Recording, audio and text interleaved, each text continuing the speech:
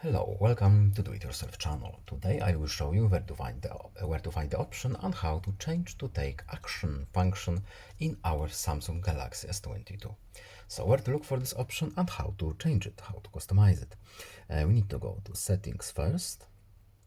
Then we are looking for our accessibility options menu. Next, in advanced settings, at the bottom of this list we have time to take action. So what does it do?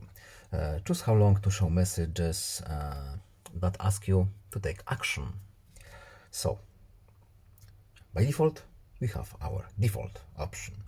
We can of course change it by choosing any of these options. We cannot set a custom one, but this is fairly wide, quite a lot of options, so you don't really need to customize it more.